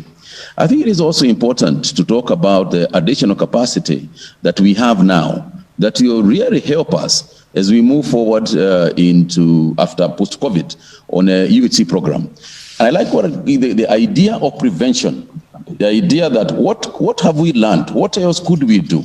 How can this help us going forward? How can we prepare better for the pandemics that are obviously going to come at some point? One of them is that because of this, we want to fast track the formation of the Kenya CDC. We have been talking, the minister has been talking about it for a while, but now is the time to form the Kenya CDC. This week, we are discussing in the cabinet the policy document on health emergency responses. Because again, you don't want to have a situation like this arise, and that is the time when you start putting together the teams that are supposed to respond to a health response. So there are a number of things we have learned, and there are a number of measures that we need to take. The third one that I would like to mention is that we have also learned that prevention is an absolute necessity. Let's not focus only on cure, as somebody has just alluded to it. Let's not focus on cure, let's focus on prevention as well. The most important single item of public health is, we have discovered now, is cleanliness and hygiene. And we have seen a drop in the disease burden of some other diseases that are normally very frequent. The stomach issues, children's diarrheaing, and so on and so forth. These have come down substantially. And we have no doubt that it is because of the hygiene measures that we have taken. And therefore, going forward, we will be introducing things like a cleanliness index, an index through the Ministry of Health, where we will be announcing the cleanliness, the cleanest areas, the cleanest counties, etc., etc., etc., as a huge government modus operandi on the way to increase prevention and deal with public health issues, so that we equally deal with the preventive measures as much as we are dealing with the curative measures. And I agree that on the issue of transparency that was alluded to earlier, I do agree that two things should happen. We should predicate a lot of what we are doing on ICT. If it is a question of procurements and tenders and so on, let them all be virtual. Let it all be on the screens of KEMSA, on the screens of the Ministry of Health. Let's post everything, for example, what we have explained about the use of money.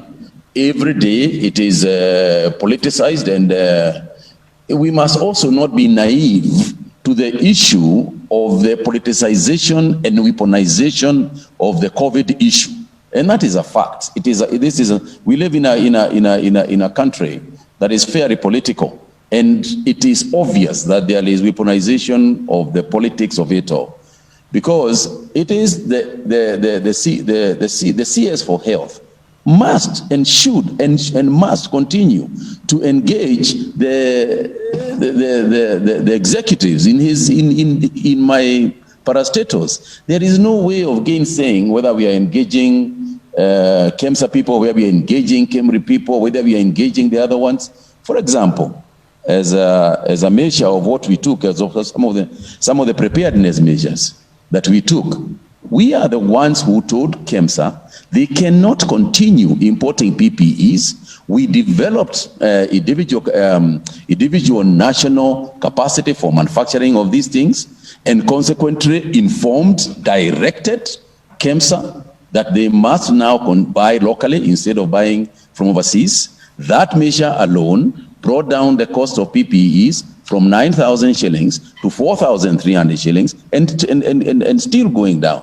So when we say there is a politicization of these issues, it is a fact, and it is unfortunate when we are still in the middle of a pandemic. But I don't want to belabor that point. That's for another day.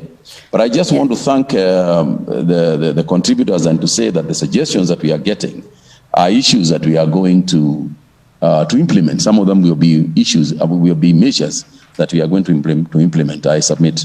Thank you. Thank you so much, Honorable Ntai Kagwe, for actually saying that some of the points that have been brought up by the other panelists are actionable points. And I do agree that transparency needs information flowing to Kenyans, even on how funds are used and even on the status of the country's fight against the pandemic.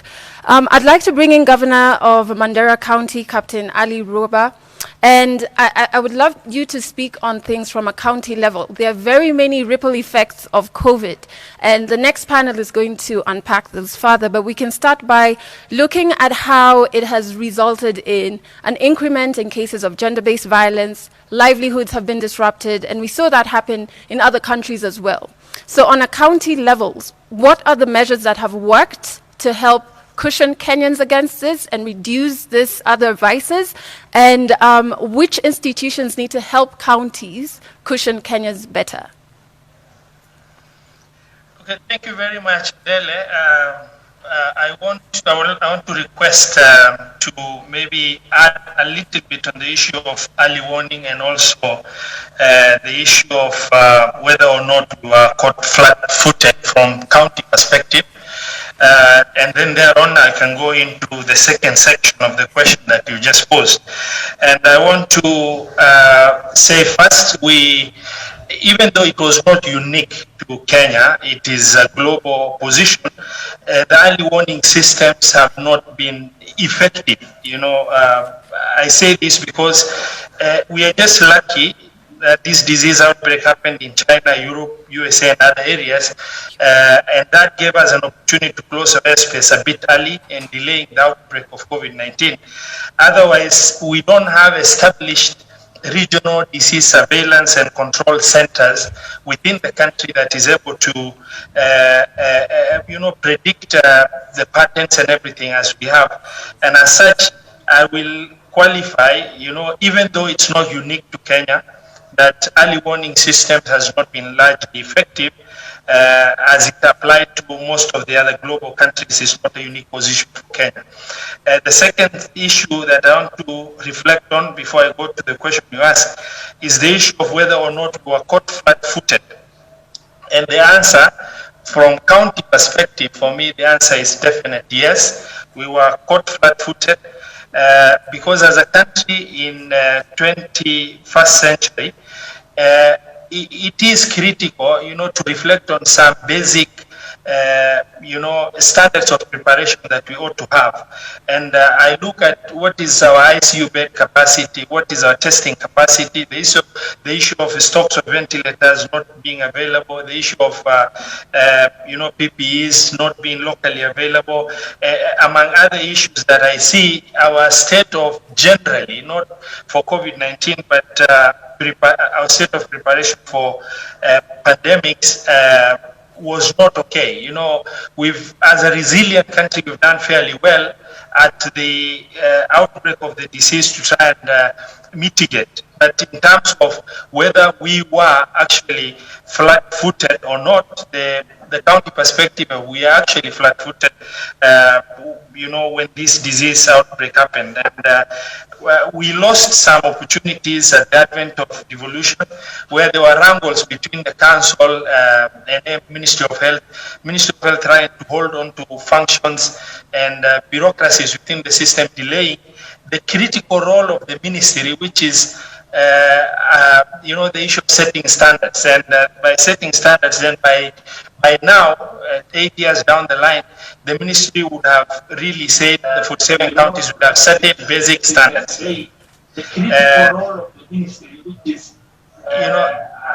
Yes, we can hear you.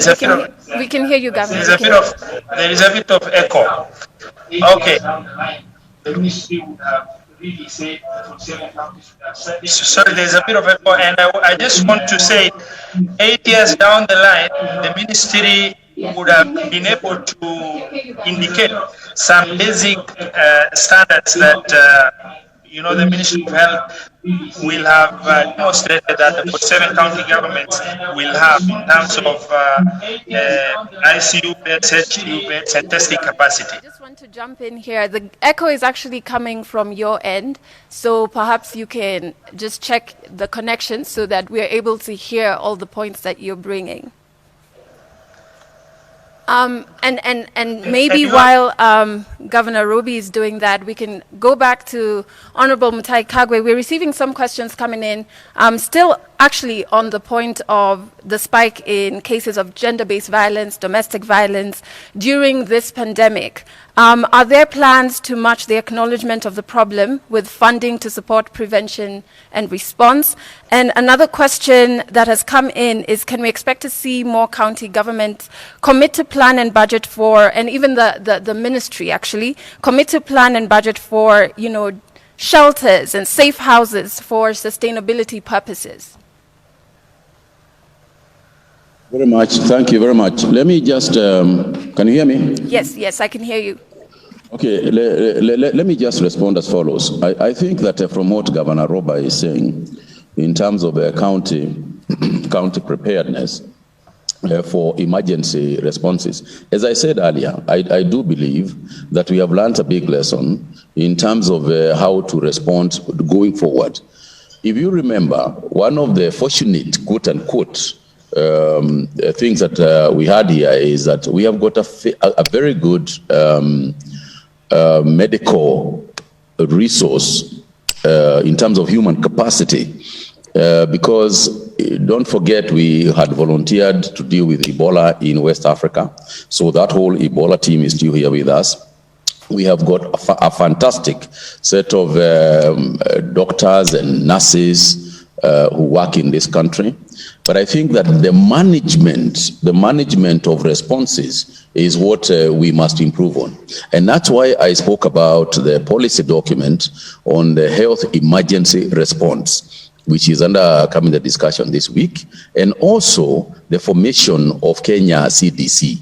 so that we have got an institutional framework that can be able to respond rather than just have a ministry. There is an institution that does with public health and has got the infrastructure for a response to those kind of things, including the possibilities of even mobile hospitals and so on and so forth.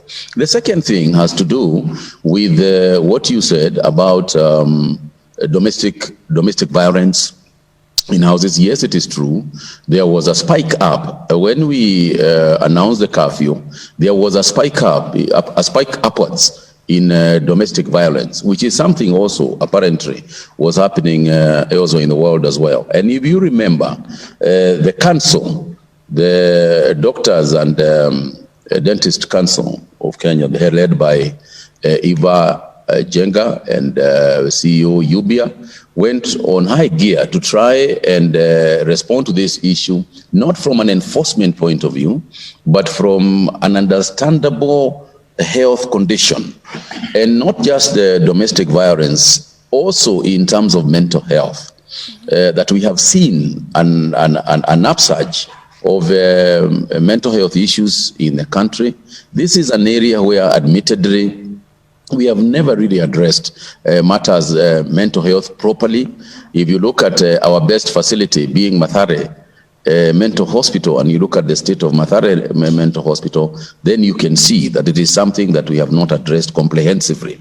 And it is one of the agendas that I've got on my desk to deal with that particular issue. On the matter of shelters and so on, this now will be part of what the national emergency response should put forward. And part of it is within the Kenya CDC. And that's why in terms of the management of the disease and in terms of the management going forward of any other outbreaks that we get, we need a formalized structure that does not currently exist. This emergency, the health emergency response policy and philosophy, coupled with the formation of the Kenya CDC, working with other multi-agencies, such as defense, such as agriculture because of food supplies and so on, devolution because of linkages with the county governments. I think this is where we can uplift and improve on what we already have. We have done a lot, but we have had a lot of challenges. But we have also learned a lot.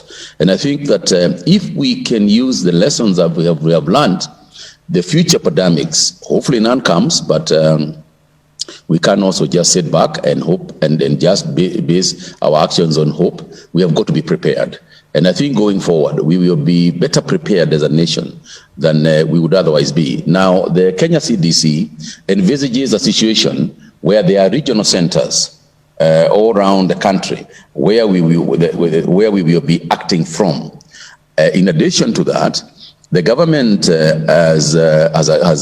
we want to start the Mathare Mental Hospital. We want to start working on this. We want to have a huge facility. In fact, the idea that we have is to move it away from where it currently is to better facilities and have also regional facilitation of mental health care. And we're not just talking about people who have gone to perhaps where they must be locked up. We are also talking about regular mental health checks. We are talking about teaching, improving the teaching capacity of our mental health facilitation, but also getting our community and health workers to participate in trying to resolve the domestic violence issues that we are getting. And we are also grateful to the religious community and the spiritual fraternity because they have also been assisting us in dealing with domestic violence and in trying to resolve those issues amicably and teaching our people how to live together, even in spite of the fact that we continue to have this situation with us and we continue to have curfew. But essentially, we also need to understand each other and live in harmony. But yes, we fell short. I'm there, I think. All right. Sorry, Honorable Mutai. This is our new normal. I was about to tell him that there is no domestic violence currently happening here. So, and so maybe it's really great to hear you talk about mental health being something that you're actually actively looking at, because even globally, the conversation's been had that after COVID, the next pandemic is a mental health one because of the ripple effects of this pandemic. And so I want to switch back to Governor Ali Roba and just hear your thoughts on a county level. So maybe you can finish your point that was interrupted. I'm so sorry, but sometimes technology does this to us. So maybe you can speak to your point that you were making, and also touch on gender-based violence on a county level. How are you handling that? Thank you very much, Adele. I will finish. Most of the issues have already been captured. I want to reflect that, across the globe, the situation is the same.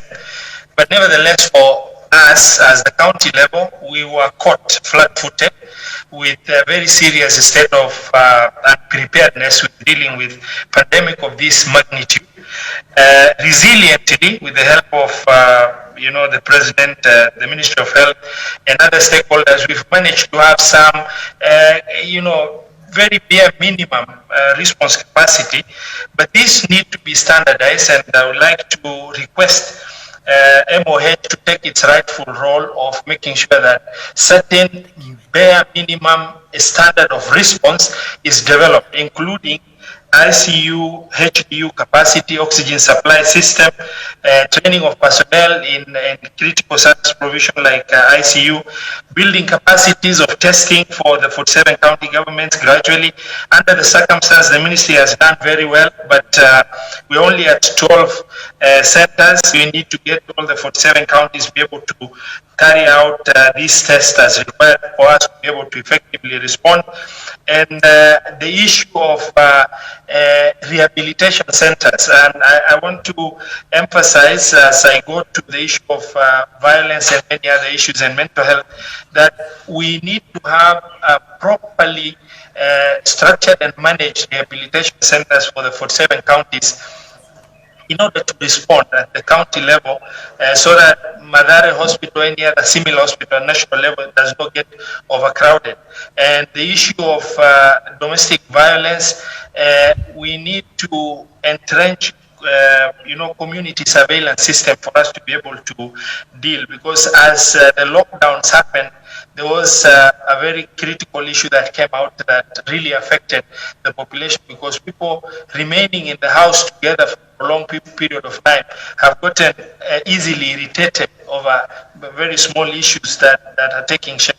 The last issue I want to talk on is the mandate and the critical role of Ministry of Health right now is a lot more clearer. The working relationship between the counties and the ministry is a lot better. There is need to build trust between the two levels of government with respect to Ministry of Health and Service Provision, so that the health sector in the country should be able to have certain basic minimum standard across the 47 counties, so that when these challenges or similar challenges does occur, then we'll be able to respond fairly well as counties. And that is my take. Thank you very much. Thank you so much, Governor Ali. And I have to say a huge thank you to all the panelists who joined us today. We've gotten a lot more insights, especially when it comes to the pivotal point Kenya is at. How do we flatten the curve? We've talked about accountability and how do we ensure that the public has trust in the management of this pandemic. And I really do appreciate that the panelists gave quite a few actionable points. And it's my hope that, the various representatives of government can actually take some of those points and start implementing them so that we can continue to win this war against this pandemic. I also would love to hear more cohesiveness between the county and the national level, because on national level we say we were not caught flat-footed, but counties are saying we were caught flat-footed. So hopefully this conference, because we have county reps and we have people from national government, can be a great place to have these two functions come together and work together so that, as the President said earlier, we bounce forward and not bounce backwards. My name is Adele Onyango, and I really do appreciate you who is listening. Remember, you can send through your questions on Twitter. The hashtag is COVID-19 Conference 2019. And in the next panel, we're going to be looking at the impact of COVID-19 beyond health. And the very brilliant Eric Latif will be moderating that conversation. It's been my pleasure. However, I want you to sit back, relax, and take a look at this video that documents the COVID experience.